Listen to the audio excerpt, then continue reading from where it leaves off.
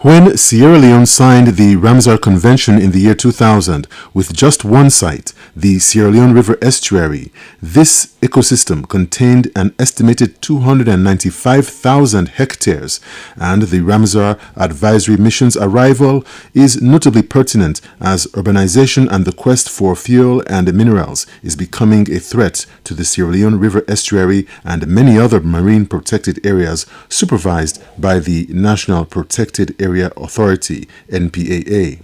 Executive Director of the NPAA, Thomas Faya Kamara, said he was expecting the consultants conducting the mission to explore how livelihoods could be intertwined with wetlands conservation. Ramsar consultant Zebedee Njuso explained how Ramsar advisory missions facilitate guidance and international expertise for member states upon request, and was pleased to see the establishment of the NPAA and the Ministry of Environment and Climate Change that were enabling factors for the fast tracking of their mission to Sierra Leone. The second member of the team, Fauzi Naomuri, outlined the methodology for their observations, which would include the views of the private sector, local communities, and the government, coordinated with GIS and remote sensing to visualize the extent of encroachment and to advise the government on the roles and responsibilities moving forward in the conservation of wetlands and primarily the Sierra Leone River Estuary. Chief Director of the Environment, Edward Bendu, outlined the many marine protected areas in Sierra Leone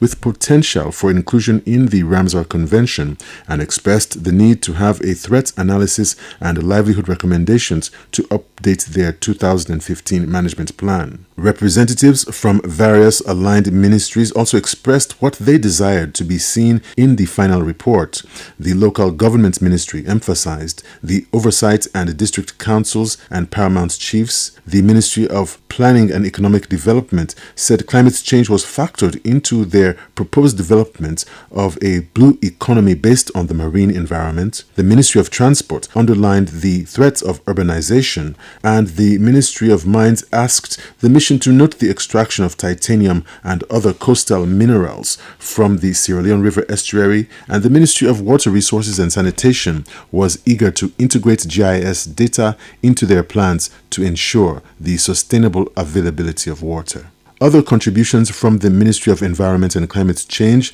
highlighted the biodiversity status of the various species of animals and plants that should thrive in the Sierra Leone River Estuary, and the need for a concise and informative report that would include the community-centered approach to emphasize the importance and value of wetlands in their natural state. Further discussions revolved around the establishment of a National Wetlands Committee for improved networking and financial capacity for future conservation work. The Ramsar Convention on Wetlands mission statement is the conservation and wise use of all wetlands through local and national actions and international cooperation as a contribution towards achieving sustainable development throughout the world. The Ramsar Convention calls upon contracting parties to recognize the interdependence of humans and the environment, as well as the ecological functions of wetlands such as wildlife habitat, nutrient cycling, and flood control.